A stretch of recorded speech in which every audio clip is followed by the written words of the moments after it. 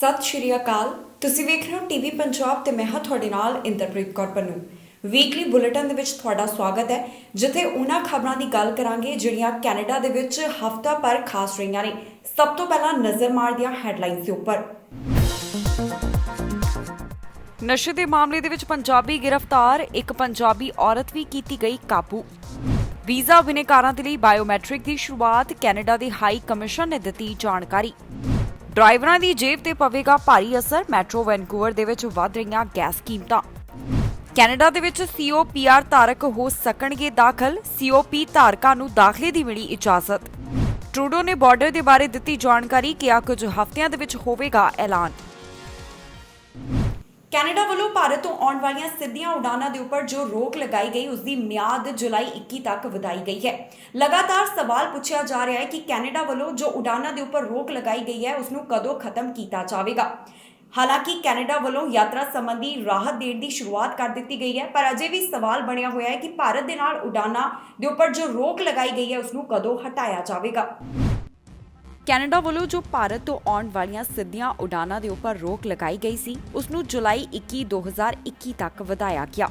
ਬਾਰ-ਬਾਰ ਸਵਾਲ ਪੁੱਛਿਆ ਜਾ ਰਿਹਾ ਹੈ ਕਿ ਹੁਣ ਕੈਨੇਡਾ ਵੱਲੋਂ ਭਾਰਤ ਦੇ ਨਾਲ ਜੋ ਉਡਾਨਾਂ ਦੇ ਉੱਪਰ ਰੋਕ ਲਗਾਈ ਗਈ ਹੈ ਇਸ ਨੂੰ ਕਦੋਂ ਹਟਾਇਆ ਜਾਵੇਗਾ। ਕੈਨੇਡਾ ਵੱਲੋਂ ਸਭ ਤੋਂ ਪਹਿਲਾਂ ਅਪ੍ਰੈਲ 22 ਨੂੰ ਭਾਰਤ ਅਤੇ ਪਾਕਿਸਤਾਨ ਤੋਂ ਆਉਣ ਵਾਲੀਆਂ ਸਿੱਧੀਆਂ ਉਡਾਨਾਂ ਦੇ ਉੱਪਰ ਰੋਕ ਲਗਾਈ ਗਈ। ਡਾਕਟਰ ਥੇਰੇਸਾ ਟੇਨ, ਜੋ ਕਿ ਕੈਨੇਡਾ ਦੀ ਚੀਫ ਪਬਲਿਕ ਹੈਲਥ ਆਫਿਸਰ ਹੈ, ਉਹਨਾਂ ਵੱਲੋਂ ਡੈਲਟਾ ਵੇਰੀਐਂਟ ਦੇ ਉੱਪਰ ਆਪਣੀ ਚਿੰਤਾ ਦਾ ਪ੍ਰਗਟਾਵਾ ਕੀਤਾ ਗਿਆ। ਜੋ ਇਹਨਾਂ ਸਾਊਥ ਏਸ਼ੀਅਨ ਕੰਟਰੀ ਦੀ ਟਰੈਵਲ ਦੇ ਉੱਪਰ ਰੋਕ ਲਗਾਈ ਗਈ ਸੀ ਉਹ ਮਈ 22 ਨੂੰ ਖਤਮ ਹੋਣੀ ਸੀ, ਪਰ ਫਿਰ ਇਸ ਨੂੰ ਅਗਲੇ 30 ਦਿਨਾਂ ਦੇ ਲਈ ਵਧਾ ਦਿੱਤਾ ਗਿਆ। ਪਰ ਜੋ ਪਾਕਿਸਤਾਨ ਦੇ ਨਾਲ ਉਡਾਨਾਂ ਦੇ ਉੱਪਰ ਰੋਕ ਲਗਾਈ ਗਈ ਸੀ ਉਸ ਨੂੰ ਹਟਾ ਦਿੱਤਾ ਗਿਆ ਹੈ। ਕੈਨੇਡਾ ਦੇ ਟਰਾਂਸਪੋਰਟ ਮੰਤਰੀ ਵੱਲੋਂ ਕਿਹਾ ਗਿਆ ਕਿ ਭਾਰਤ ਦੇ ਵਿੱਚ ਕਰੋਨਾ ਵਾਇਰਸ ਦੇ ਮਾਮਲੇ ਕਾਫੀ ਜ਼ਿਆਦਾ ਨੇ, ਇਸ ਕਰਕੇ ਉਹਨਾਂ ਵੱਲੋਂ ਭਾਰਤ ਦੇ ਨਾਲ ਉਡਾਨਾਂ ਦੇ ਉੱਪਰ ਅਗਲੇ ਹੋਰ 30 ਦਿਨਾਂ ਦੇ ਲਈ ਰੋਕ ਲਗਾਈ ਜਾ ਰਹੀ ਹੈ। ਇਸੇ ਦੇ ਨਾਲ ਹੀ ਕੈਨੇਡਾ ਵੱਲੋਂ ਯਾਤਰਾ ਸੰਬੰਧੀ ਜੋ ਪਾਬੰਦੀਆਂ ਲਗਾਈਆਂ ਗਈਆਂ ਨੇ ਉਸ ਦੇ ਵਿੱਚ ਢਿੱਲ ਦੇਣ ਦੀ ਸ਼ੁਰੂਆਤ ਕਰ ਦਿੱਤੀ ਹੈ। ਕੈਨੇਡਾ ਵੱਲੋਂ ਹਾਲ ਹੀ ਦੇ ਵਿੱਚ COPR ਧਾਰਕਾਂ ਨੂੰ ਦਾਖਲੇ ਦੀ ਇਜਾਜ਼ਤ ਦਿੱਤੀ ਗਈ ਹੈ, ਜਿਸ ਦਾ ਮਤਲਬ ਹੈ ਕਿ ਜਿਨ੍ਹਾਂ ਕੋਲ ਵੈਲਿਡ COPR ਹੈ ਉਹ ਕੈਨੇਡਾ ਦਾਖਲ ਹੋ ਸਕਦੇ ਨੇ। ਜਿਹੜੇ COPR ਦੀ ਮਿਆਦ ਖਤਮ ਹੋ ਚੁੱਕੀ ਹੈ ਇਸ ਦੇ ਬਾਰੇ ਅਜੇ ਐਲਾਨ ਕੀਤਾ ਜਾਣਾ ਬਾਕੀ ਹੈ ਕਿ ਕਿਸ ਤਰ੍ਹਾਂ ਉਸ ਨੂੰ ਰੀਨਿਊ ਕੀਤਾ ਜਾ ਸਕਦਾ ਹੈ। ਇਸ ਦੇ ਨਾਲ ਹੀ ਕੈਨੇਡਾ ਵੱਲੋਂ ਕੁਆਰੰਟੀਨ ਨੂੰ ਜੁਲਾਈ 5 ਤੋਂ ਖਤਮ ਕੀਤਾ ਜਾ ਰਿਹਾ ਹੈ, ਜਿਸ ਦਾ ਮਤਲਬ ਹੈ ਕਿ ਜਿਹੜੇ ਫੁੱਲੀ ਵੈਕਸੀਨੇਟਡ ਯਾਤਰੀ ਕੈਨੇਡਾ ਆਉਣਗੇ ਉਹਨਾਂ ਨੂੰ ਹੋਟਲ ਦੇ ਵਿੱਚ ਅਤੇ 14 ਦਿਨਾਂ ਦੇ ਲਈ ਕੁਆਰੰਟੀਨ ਕਰਨ ਦੀ ਜ਼ਰੂਰਤ ਨਹੀਂ ਹੋਵੇਗੀ। ਮੌਜੂਦਾ ਸਮੇਂ ਕੈਨੇਡਾ ਦੇ ਵਿੱਚ ਕੈਨੇਡੀਅਨਸ, PR ਅਤੇ ਉਹਨਾਂ ਦੇ ਪਰਿਵਾਰਕ ਮੈਂਬਰ ਜਿਨ੍ਹਾਂ ਕੋਲ ਵੈਲਿਡ COPR ਹੈ, ਟੈਂਪਰੇਰੀ ਫੋਰਨ ਵਰਕਰਸ, ਨਾਲ ਦੀ ਨਾਲ ਇੰਟਰਨੈਸ਼ਨਲ ਸਟੂਡੈਂਟਸ ਕੈਨੇਡਾ ਦੇ ਵਿੱਚ ਦਾਖਲ ਹੋ ਸਕਦੇ ਨੇ। ਇਸ ਦੇ ਨਾਲ ਹੀ ਕੈਨੇਡਾ ਵੱਲੋਂ ਜਲਦ ਹੀ ਬਾਰਡਰ ਸੰਬੰਧੀ ਵੀ ਐਲਾਨ ਕੀਤਾ ਜਾ ਸਕਦਾ ਹੈ, ਕਿਉਂਕਿ ਕੈਨੇਡਾ ਸਰਕਾਰ ਵੱਲੋਂ ਕਿਹਾ ਗਿਆ ਸੀ ਕਿ ਜੇਕਰ 75% ਦੀ ਆਬਾਦੀ ਨੂੰ ਕੋਵਿਡ-19 ਵੈਕਸੀਨ ਦੀ 1 ਡੋਜ਼ ਅਤੇ 20% ਦੀ ਆਬਾਦੀ ਨੂੰ 2 ਡੋਜ਼ ਲੱਗ ਜਾਣਗੇ ਤਾਂ ਫਿਰ ਯਾਤਰਾ ਸੰਬੰਧੀ ਪਾਬੰਦੀਆਂ ਦੇ ਵਿੱਚ ਢਿੱਲ ਦੇਣ ਦੀ ਸ਼ੁਰੂਆਤ ਕੀਤੀ ਜਾਵੇਗੀ।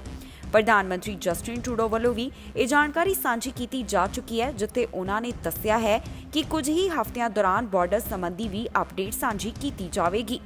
ਕੈਨੇਡਾ ਵੱਲੋਂ ਜਲਦ ਹੀ ਇਸ ਦੇ ਉੱਪਰ ਵੀ ਵਿਚਾਰ ਕੀਤੀ ਜਾਵੇਗੀ ਜਿਹੜੇ ਵਿਦਿਆਰਥੀ ਭਾਰਤ ਤੋਂ ਕੈਨੇਡਾ ਆਉਣਗੇ, ਕਿਉਂਕਿ ਵੱਡੀ ਗਿਣਤੀ ਅਜਿਹੇ ਵਿਦਿਆਰਥੀ ਨੇ ਜਿਹੜੇ ਭਾਰਤ ਤੋਂ ਕੈਨੇਡਾ ਆਉਂਦੇ ਨੇ।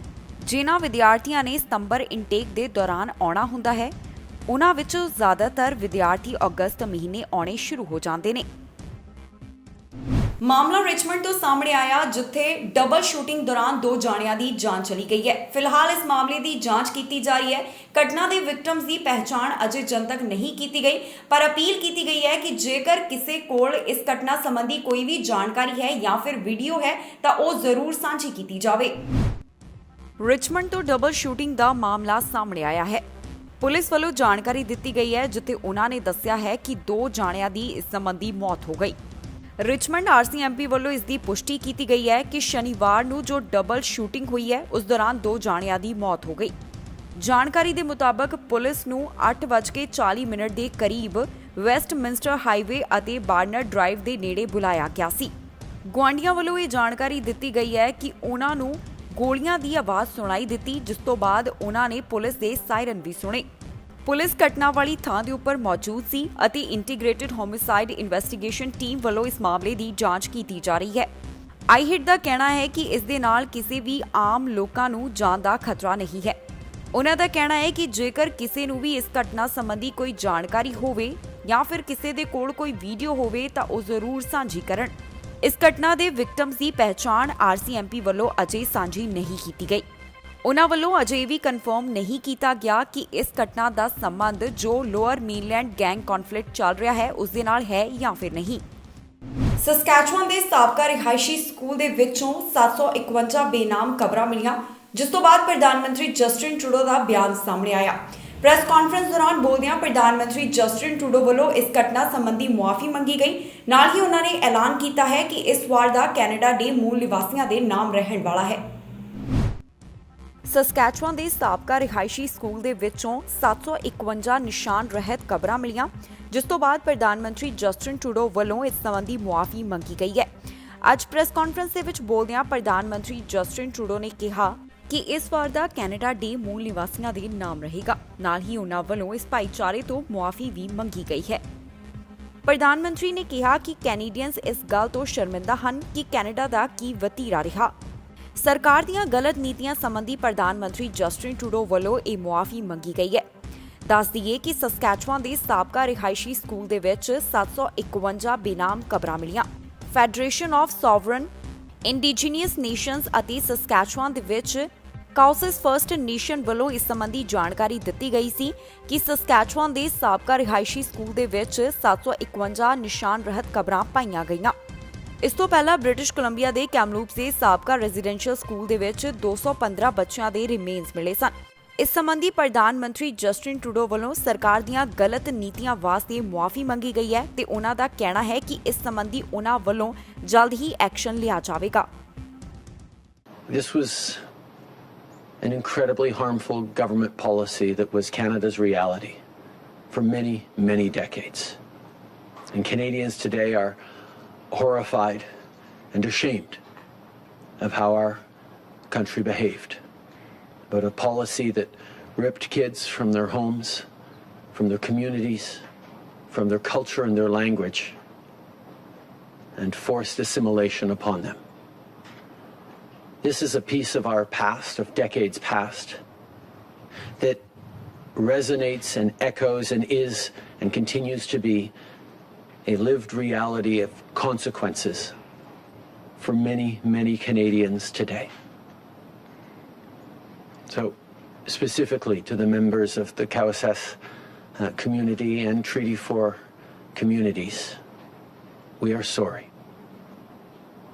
It was something that we cannot undo in the past, but we can pledge ourselves every day to fix in the present and into the future. And that means recognizing the harms, the impacts, the intergenerational trauma, the cycles of challenges that far too many Indigenous peoples face in this country because of actions that the federal government and other partners deliberately and willingly undertook.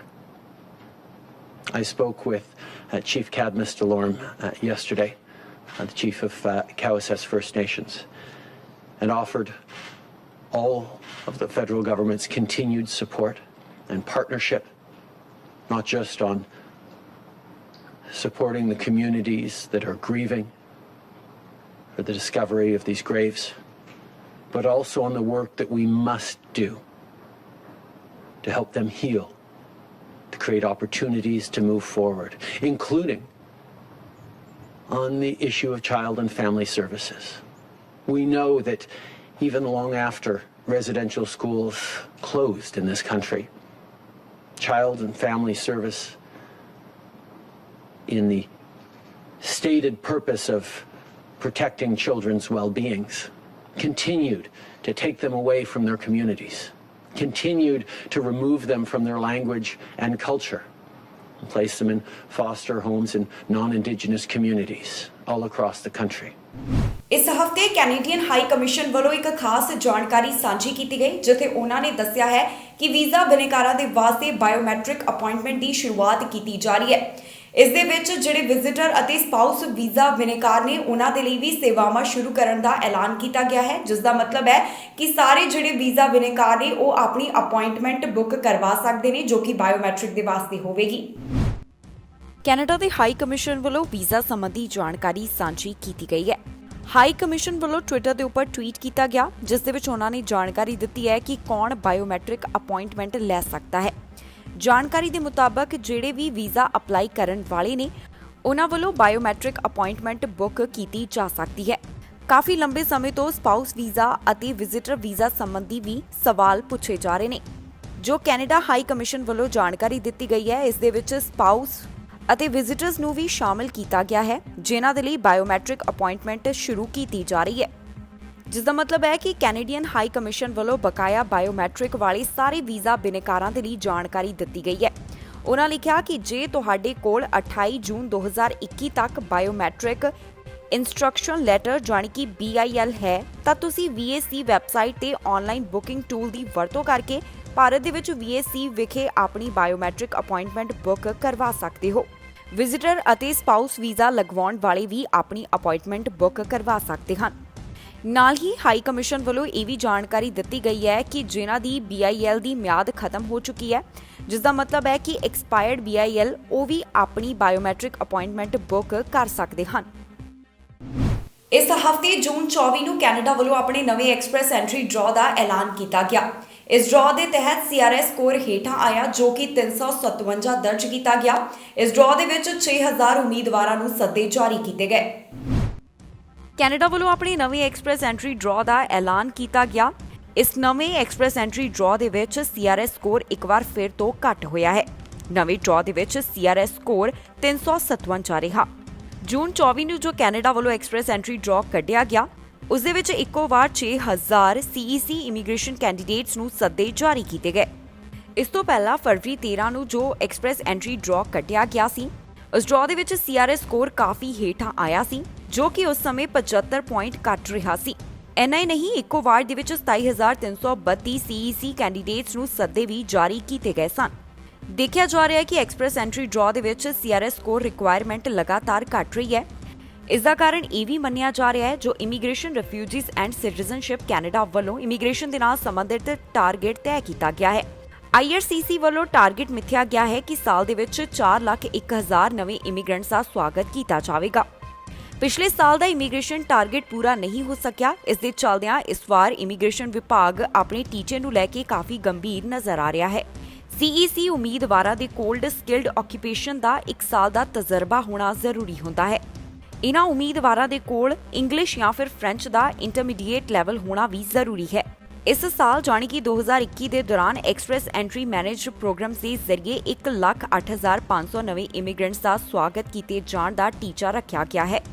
ਹੁਣ ਤੱਕ IRCC ਵੱਲੋਂ 88,715 invitation to apply ਜਾਰੀ ਕੀਤੇ ਜਾ ਚੁੱਕੇ ਨੇ, ਜੋ ਕਿ ਪਿਛਲੇ ਸਾਲ ਇਸ ਸਮੇਂ ਦੌਰਾਨ 46,392 ਸਨ। ਇਸ ਹਫ਼ਤੇ ਮੈਟਰੋ ਵੈਨਕੂਵਰ ਦੇ ਡਰਾਈਵਰਾਂ ਦੇ ਵਾਸਤੇ ਖਾਸ ਖਬਰ ਸਾਹਮਣੇ ਆਈ, ਜਿਸ ਦੇ ਵਿੱਚ ਦੱਸਿਆ ਗਿਆ ਕਿ ਉਹਨਾਂ ਦੀ ਜੇਬ ਦੇ ਉੱਪਰ ਹੋਰ ਵੀ ਬੋਝ ਪੈਣ ਵਾਲਾ ਹੈ, ਕਿਉਂਕਿ ਇੱਥੇ ਲਗਾਤਾਰ ਗੈਸ ਦੀਆਂ ਕੀਮਤਾਂ ਦੇ ਵਿੱਚ ਵਾਧਾ ਹੋ ਰਿਹਾ ਹੈ। ਮਾਹਰਾਂ ਵੱਲੋਂ ਆਪਣੇ ਵਿਚਾਰਾਂ ਦੀ ਸਾਂਝ ਪਾਉਂਦਿਆਂ ਦੱਸਿਆ ਗਿਆ ਹੈ ਕਿ ਇਹ ਗੈਸ ਦੀਆਂ ਕੀਮਤਾਂ ਆਉਣ ਵਾਲੇ ਸਮੇਂ ਦੇ ਵਿੱਚ ਹੋਰ ਵਧਣਗੀਆਂ। ਮੈਟਰੋ ਵੈਨਕੂਵਰ ਦੇ ਡਰਾਈਵਰ ਤਿਆਰ ਹੋ ਜਾਣ, ਕਿਉਂਕਿ ਇਹਨਾਂ ਗਰਮੀਆਂ ਉਹਨਾਂ ਦੀ ਜੇਬ ਦੇ ਉੱਪਰ ਭਾਰੀ ਬੋਝ ਪੈਣ ਵਾਲਾ ਹੈ। ਗੈਸ ਦੀਆਂ ਵਧਦੀਆਂ ਕੀਮਤਾਂ ਇਹਨਾਂ ਡਰਾਈਵਰਸ ਦੇ ਲਈ ਐਕਸਪੈਂਸਿਵ ਸਮਰਸ ਲੈ ਕੇ ਆ ਰਹੀਆਂ ਨੇ। ਮਾਹਿਰਾਂ ਦੇ ਮੁਤਾਬਕ ਜਿਹੜੇ ਡਰਾਈਵਰ ਗੈਸੋਲੀਨ ਪਾਵਰਡ ਵਹੀਕਲ ਚਲਾਉਂਦੇ ਨੇ, ਉਹਨਾਂ ਨੂੰ 1 ਲੀਟਰ ਦੇ ਵਾਸਤੇ ਹੁਣ ਜ਼ਿਆਦਾ ਪੇ ਕਰਨਾ ਪਵੇਗਾ, ਜੋ ਕਿ ਕੁਝ ਮਹੀਨਿਆਂ ਦੌਰਾਨ ਹੋ ਸਕਦਾ ਹੈ।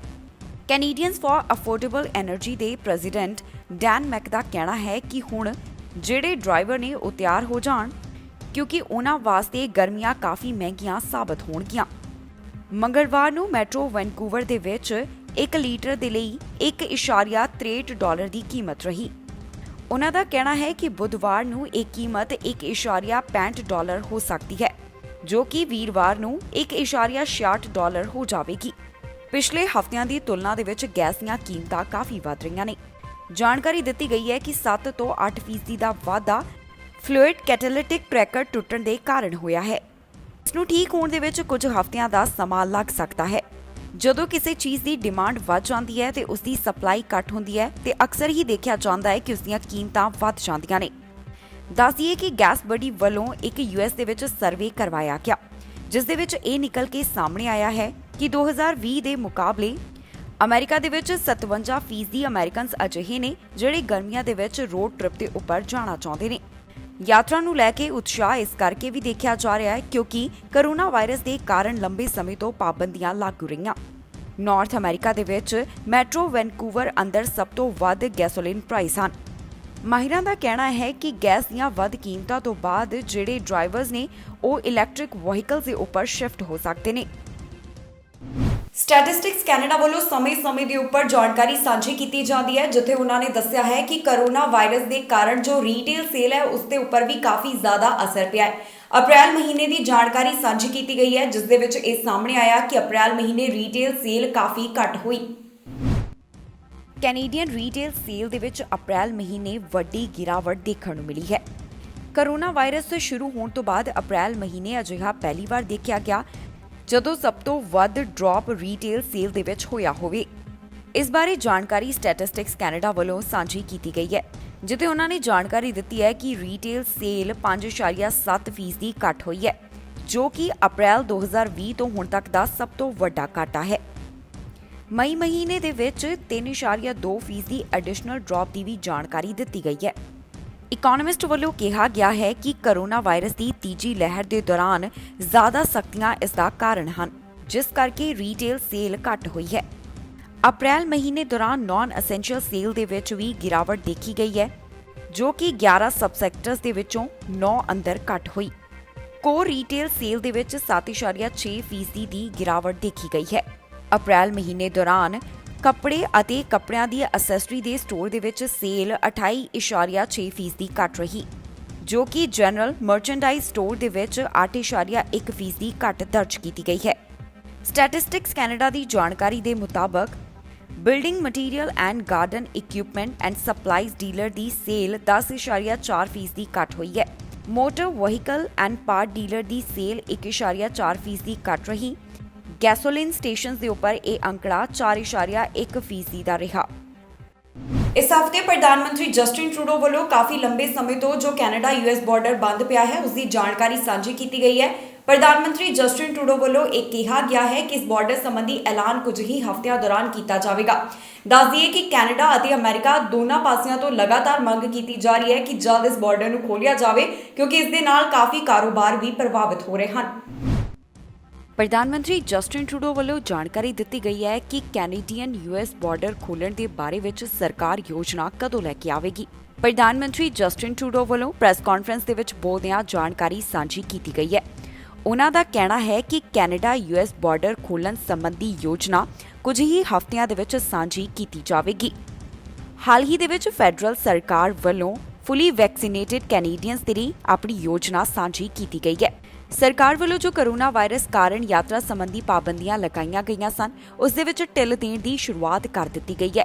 ਇਸੇ ਦੇ ਤਹਿਤ ਸਰਕਾਰ ਵੱਲੋਂ ਫੇਜ਼ 1 ਦੇ ਅਧੀਨ ਫੁੱਲੀ ਵੈਕਸੀਨੇਟਿਡ ਕੈਨੇਡੀਅਨਸ ਦੇ ਲਈ ਕੁਆਰੰਟੀਨ ਨੂੰ ਖਤਮ ਕੀਤਾ ਗਿਆ ਹੈ ਤੇ ਹੁਣ ਪ੍ਰਧਾਨ ਮੰਤਰੀ ਜਸਟਿਨ ਟਰੂਡੋ ਨੇ ਬਾਰਡਰ ਸੰਬੰਧੀ ਇਹੀ ਜਾਣਕਾਰੀ ਦਿੱਤੀ ਹੈ ਕਿ ਕੁਝ ਹੀ ਹਫ਼ਤਿਆਂ ਦੇ ਵਿੱਚ ਇਸ ਬਾਰਡਰ ਸੰਬੰਧੀ ਵੀ ਐਲਾਨ ਕੀਤਾ ਜਾਵੇਗਾ। ਟਰੂਡੋ ਵੱਲੋਂ ਸੰਕੇਤ ਦਿੱਤਾ ਗਿਆ ਹੈ ਕਿ ਕੁਝ ਹੀ ਹਫ਼ਤਿਆਂ ਦੌਰਾਨ ਹੁਣ ਇੱਕ ਚੰਗੀ ਖੁਸ਼ਖਬਰੀ ਕੈਨੇਡੀਅਨਸ ਦੇ ਨਾਲ ਸਾਂਝੀ ਕੀਤੀ ਜਾਵੇਗੀ, ਪਰ ਬਾਰਡਰ ਕਦੋਂ ਖੋਲ੍ਹਿਆ ਜਾਵੇਗਾ ਅਤੇ ਇਸ ਸੰਬੰਧੀ ਯੋਜਨਾ ਕਦੋਂ ਐਲਾਨ ਕੀਤੀ ਜਾਵੇਗੀ, ਇਸ ਦੇ ਬਾਰੇ ਅਜੇ ਕੋਈ ਵੀ ਤਾਰੀਖ ਸਰਕਾਰ ਵੱਲੋਂ ਸਾਂਝੀ ਨਹੀਂ ਕੀਤੀ ਗਈ। ਜ਼ਿਕਰਯੋਗ ਹੈ ਕਿ ਮਾਰਚ 2020 ਤੋਂ ਹੀ ਕਰੋਨਾ ਵਾਇਰਸ ਦੇ ਕਾਰਨ ਕੈਨੇਡਾ US ਬਾਰਡਰ ਨੂੰ ਨਾਨ ਐਸੈਂਸ਼ੀਅਲ ਟਰੈਵਲ ਦੇ ਲਈ ਬੰਦ ਕਰ ਦਿੱਤਾ ਗਿਆ। ਇਸ ਬਾਰਡਰ ਦੇ ਉੱਪਰ ਜੋ ਪਾਬੰਦੀ ਲੱਗੀ ਹੋਈ ਹੈ, ਉਸ ਦੀ ਮਿਆਦ ਜੁਲਾਈ 21 ਨੂੰ ਖਤਮ ਹੋਣ ਜਾ ਰਹੀ ਹੈ।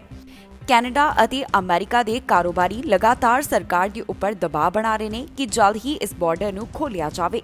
ਦੱਸਣਯੋਗ ਹੈ ਕਿ ਸਰਕਾਰ ਵੱਲੋਂ ਕਿਹਾ ਗਿਆ ਸੀ ਕਿ ਜਿਵੇਂ ਹੀ 75% ਦੀ ਆਬਾਦੀ ਨੂੰ ਕੋਵਿਡ-19 ਵੈਕਸੀਨ ਦੀ 1 ਡੋਜ਼ ਅਤੇ 20% ਨੂੰ 2 ਡੋਜ਼ ਲੱਗ ਜਾਣਗੀਆਂ ਤਾਂ ਕੈਨੇਡਾ ਦੇ ਵਿੱਚ ਯਾਤਰਾ ਸੰਬੰਧੀ ਪਾਬੰਦੀਆਂ ਦੇ ਵਿੱਚ ਢਿੱਲ ਦੇਣ ਦੀ ਸ਼ੁਰੂਆਤ ਕੀਤੀ ਜਾਵੇਗੀ। ਇਹ ਟੀਚਾ ਕੈਨੇਡਾ ਦੇ ਵਿੱਚ ਪੂਰਾ ਕੀਤਾ ਜਾ ਚੁੱਕਿਆ ਹੈ, ਜਿਸ ਤੋਂ ਬਾਅਦ ਫੈਡਰਲ ਸਰਕਾਰ ਨੇ ਫੇਜ਼ 1 ਦੇ ਅਧੀਨ ਫੁੱਲੀ ਵੈਕਸੀਨੇਟਿਡ ਕੈਨੇਡੀਅਨਸ ਦੇ ਲਈ ਕੁਆਰੰਟੀਨ ਨੂੰ ਖਤਮ ਕੀਤਾ।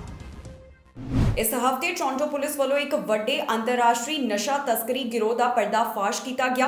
ਕੈਨੇਡਾ ਦੇ ਇਤਿਹਾਸ ਦੀ ਸਭ ਤੋਂ ਵੱਡੀ ਇਸ ਨੂੰ ਨਸ਼ਿਆਂ ਦੇ ਨਾਲ ਸੰਬੰਧਿਤ ਰਿਕਵਰੀ ਮੰਨਿਆ ਜਾ ਰਿਹਾ ਹੈ, ਕਿਉਂਕਿ ਇਸ ਦੇ ਤਹਿਤ 20 ਜਣਿਆਂ ਨੂੰ ਗ੍ਰਿਫਤਾਰ ਕੀਤਾ ਗਿਆ, ਜਿਨ੍ਹਾਂ ਕੋਲੋਂ 1000 ਕਿਲੋ ਤੋਂ ਵੱਧ ਦਾ ਨਸ਼ਾ ਬਰਾਮਦ ਹੋਇਆ।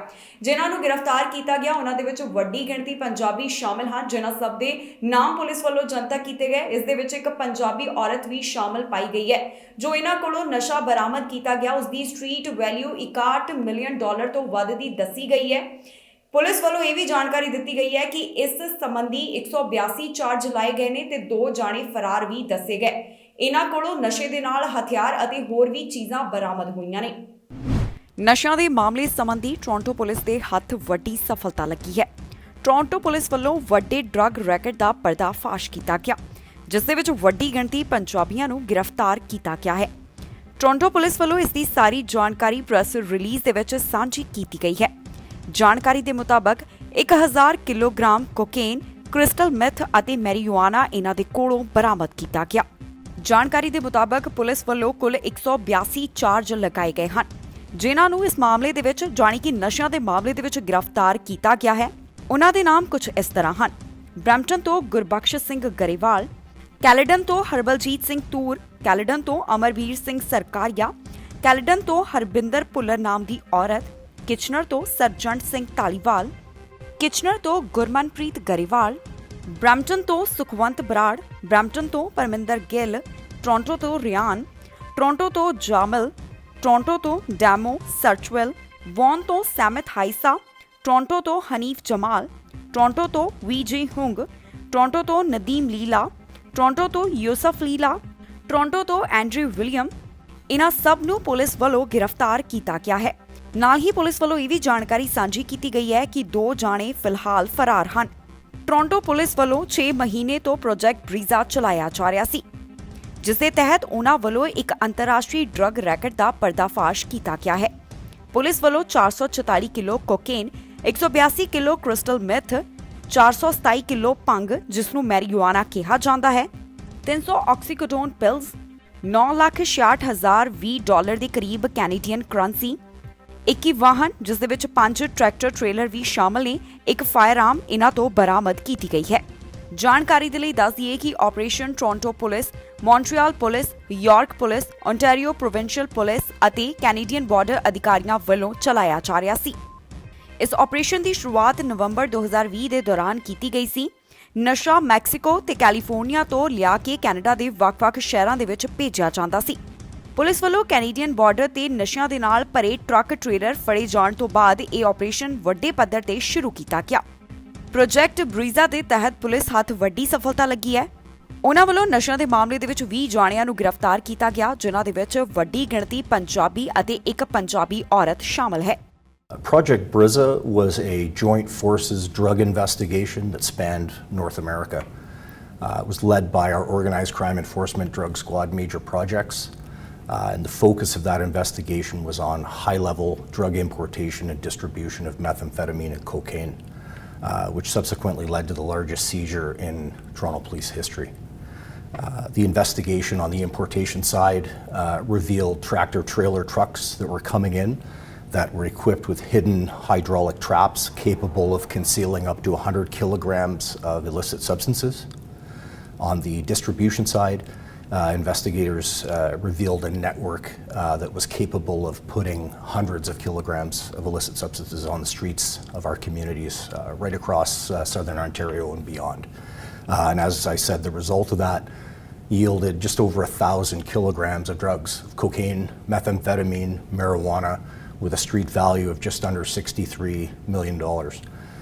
But I think the most important piece that doesn't get talked about are the harms and the carnage that kind of amount of drugs causes, the number of overdoses, the number of people that end up in our emergency rooms, the family members that suffer harm and trauma from the violence quite often that plagues our streets as a result of the drug trafficking that happens. So that I think is really important. And I'd also like to address the fact that a project of this scope and size is not possible without collaboration and partnerships. And on that note, I want to thank, on behalf of the Toronto Police Service, I want to thank the Government of Ontario, CISO for their support. I want to thank our partners at the Asian Organized Crime Task Force, the Ontario Provincial Police, York Regional Police, and Canada Border Services. We also received assistance across the country from the RCMP. We received assistance from Windsor Police, Fintrac, and Service de Police de la Ville de Montréal. Merci. And also I'd like to thank our American partners at Department of Homeland Security, as well as the Drug Enforcement Administration. British Columbia ਦੇ ਵਿੱਚ ਇਸ ਹਫਤੇ ਗਰਮੀ ਦੇ record ਟੁੱਟੇ ਨੇ ਕਿਉਂਕਿ ਇਸ ਹਫਤੇ ਬ੍ਰਿਟਿਸ਼ ਕੋਲੰਬੀਆ ਦੇ ਵਿੱਚ ਬਹੁਤ ਜ਼ਿਆਦਾ ਗਰਮੀ ਰਹੀ। ਇਨਵਾਇਰਨਮੈਂਟ ਕੈਨੇਡਾ ਵੱਲੋਂ ਹੀਟ ਵੇਵ ਦੀ ਚੇਤਾਵਨੀ ਜਾਰੀ ਕੀਤੀ ਗਈ ਸੀ। ਨਾਲ ਹੀ ਇੱਕ ਹੋਰ ਅਪੀਲ ਮਾਂ-ਬਾਪ ਨੂੰ ਕੀਤੀ ਜਾ ਰਹੀ ਸੀ ਕਿ ਆਪਣੇ ਬੱਚਿਆਂ ਦਾ ਖਾਸ ਤੌਰ ਦੇ ਉੱਪਰ ਇਸ ਹੀਟ ਵੇਵ ਦੇ ਦੌਰਾਨ ਖਿਆਲ ਰੱਖਿਆ ਜਾਵੇ। ਬ੍ਰਿਟਿਸ਼ ਕੋਲੰਬੀਆ ਦੇ ਵਿੱਚ ਗਰਮੀਆਂ ਦੀ ਸ਼ੁਰੂਆਤ ਹੋ ਗਈ ਹੈ ਅਤੇ ਬ੍ਰਿਟਿਸ਼ ਕੋਲੰਬੀਆ ਦੇ ਵਿੱਚ ਸੋਮਵਾਰ ਨੂੰ ਹੀਟ ਵੇਵ ਵੱਲੋਂ ਕਈ ਹੌਟ ਵੈਦਰ ਰਿਕਾਰਡ ਤੋੜੇ ਗਏ ਨੇ। Environment and climate change Canada ਵੱਲੋਂ ਇਸ ਸੰਬੰਧੀ ਜਾਣਕਾਰੀ ਸਾਂਝੀ ਕੀਤੀ ਗਈ ਹੈ, ਜਿੱਥੇ ਉਹਨਾਂ ਨੇ ਜਾਣਕਾਰੀ ਦਿੱਤੀ ਹੈ ਕਿ ਤਾਪਮਾਨ 36.1 ਡਿਗਰੀ ਸੈਲਸੀਅਸ ਦੇ ਉੱਪਰ ਪਹੁੰਚ ਗਿਆ, ਜੋ ਕਿ 1975 ਦੇ ਵਿੱਚ 35.6 ਡਿਗਰੀ ਸੈਲਸੀਅਸ ਸੀ। ਐਪਸਫੋਰਡ ਦੇ ਵਿੱਚ ਟੈਂਪਰੇਚਰ 30.8 ਡਿਗਰੀ ਸੈਲਸੀਅਸ ਰਿਹਾ, ਜਿਸ ਵੱਲੋਂ ਪੁਰਾਣਾ ਰਿਕਾਰਡ ਤੋੜਿਆ ਗਿਆ ਹੈ। ਕਲਿੰਟਨ ਦੇ ਵਿੱਚ ਤਾਪਮਾਨ 29.7 ਡਿਗਰੀ ਸੈਲਸੀਅਸ ਦਰਜ ਕੀਤਾ ਗਿਆ। ਸੇਸ਼ਲਟ ਏਰੀਆ ਦੇ ਵਿੱਚ 27.9 ਡਿਗਰੀ ਸੈਲਸੀਅਸ, ਵਿਕਟੋਰੀਆ ਗੌਨਜ਼ੇਟਸ ਏਰੀਆ ਦੇ ਵਿੱਚ 28.9 ਡਿਗਰੀ ਸੈਲਸੀਅਸ, ਵਾਈਟ ਰੌਕ ਦੇ ਵਿੱਚ ਤਾਪਮਾਨ 27 ਡਿਗਰੀ ਸੈਲਸੀਅਸ ਦਰਜ ਕੀਤਾ ਗਿਆ। Environment and climate change Canada ਦਾ ਕਹਿਣਾ ਹੈ ਕਿ ਇਸ ਹਫ਼ਤੇ ਕੋਈ ਵੀ ਹੀਟ ਵਾਰਨਿੰਗ ਜਾਰੀ ਨਹੀਂ ਕੀਤੀ ਗਈ ਸੀ। ਉਨ੍ਹਾਂ ਦੱਸਿਆ ਕਿ ਕੈਲੋਵਨਾ ਦੇ ਵਿੱਚ ਸ਼ਨੀਵਾਰ ਅਤੇ ਐਤਵਾਰ ਨੂੰ ਤਾਪਮਾਨ 38 ਡਿਗਰੀ ਸੈਲਸੀਅਸ ਦੇ ਉੱਪਰ ਪਹੁੰਚ ਸਕਦਾ ਹੈ। ਇਨਵਾਇਰਨਮੈਂਟ ਕੈਨੇਡਾ ਦਾ ਕਹਿਣਾ ਹੈ ਕਿ ਇਸ ਵੀਕਐਂਡ ਗਰਮੀ ਰਹਿਣ ਵਾਲੀ ਹੈ। ਇਸ ਹਫਤੇ ਇਮੀਗ੍ਰੇਸ਼ਨ ਮੰਤਰੀ ਵੱਲੋਂ ਰਿਫਿਊਜੀਆਂ ਸੰਬੰਧੀ ਇੱਕ ਵੱਡਾ ਐਲਾਨ ਕੀਤਾ ਗਿਆ, ਜਿੱਥੇ ਉਹਨਾਂ ਨੇ ਦੱਸਿਆ ਹੈ ਕਿ ਇਸ ਸਾਲ 45,000 ਦੇ ਕਰੀਬ ਰਿਫਿਊਜੀਆਂ ਨੂੰ ਪੱਕਾ ਕੀਤਾ ਜਾਵੇਗਾ। ਜੋ ਇਸ ਸਾਲ ਪੱਕੇ ਕੀਤੇ ਜਾਣ ਦੀ ਗਿਣਤੀ ਸੀ, ਉਸ ਨੂੰ ਵਧਾ ਕੇ 45,000 ਕੀਤਾ ਗਿਆ। ਕੈਨੇਡਾ ਦੇ ਇਮੀਗ੍ਰੇਸ਼ਨ ਮੰਤਰੀ ਵੱਲੋਂ ਰਿਫਿਊਜੀਆਂ ਦੇ ਬਾਰੇ ਜਾਣਕਾਰੀ ਸਾਂਝੀ ਕੀਤੀ ਗਈ ਹੈ। ਉਨ੍ਹਾਂ ਦੱਸਿਆ ਹੈ ਕਿ ਇਸ ਸਾਲ ਵਿੱਚ ਕੈਨੇਡਾ ਵੱਲੋਂ 45,000 ਰਿਫਿਊਜੀਆਂ ਦਾ ਸਵਾਗਤ ਕੀਤਾ ਜਾਵੇਗਾ। ਇਸ ਦੀ ਜਾਣਕਾਰੀ ਉਨ੍ਹਾਂ ਵੱਲੋਂ ਨਿਊਜ਼ ਕਾਨਫਰੰਸ ਦੇ ਦੌਰਾਨ ਸਾਂਝੀ ਕੀਤੀ ਗਈ। ਇਸ ਸਾਲ ਦਾ ਰਿਫਿਊਜੀਆਂ ਨੂੰ ਪੱਕਾ ਕਰਨ ਦਾ ਟੀਚਾ 23,500 ਤੋਂ ਵਧਾ ਕੇ 45,000 ਕਰ ਦਿੱਤਾ ਗਿਆ ਹੈ।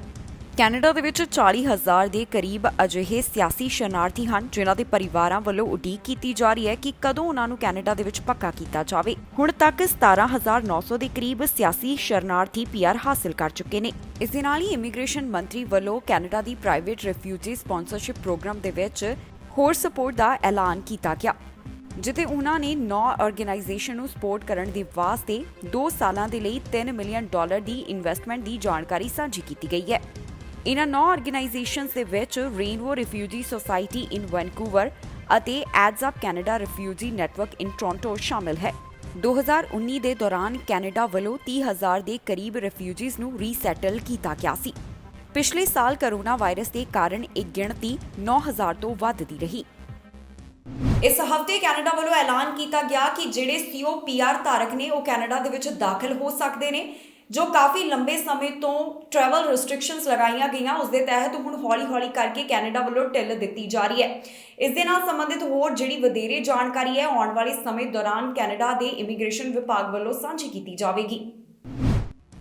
ਜੂਨ 21 ਤੋਂ ਕੈਨੇਡਾ ਦੇ ਵਿੱਚ COPR ਹੋਲਡਰ ਦਾਖਲ ਹੋ ਸਕਦੇ ਹਨ। ਜੀ ਹਾਂ, ਜਿਨ੍ਹਾਂ ਕੋਲ ਵੈਲਿਡ ਕਨਫਰਮੇਸ਼ਨ ਆਫ PR ਹੈ, ਉਹ ਅੱਜ ਤੋਂ ਕੈਨੇਡਾ ਦੇ ਵਿੱਚ ਐਂਟਰ ਹੋ ਸਕਣਗੇ। ਇਸ ਦਾ ਐਲਾਨ ਸਰਕਾਰ ਵੱਲੋਂ ਕੀਤਾ ਗਿਆ। Immigration, refugees and citizenship Canada ਵੱਲੋਂ ਨਵੀਂ COPR ਇਸ਼ੂ ਕਰਨ ਦੇ ਲਈ ਇਸ ਦੇ ਉੱਪਰ ਕੰਮ ਕੀਤਾ ਜਾ ਰਿਹਾ ਹੈ।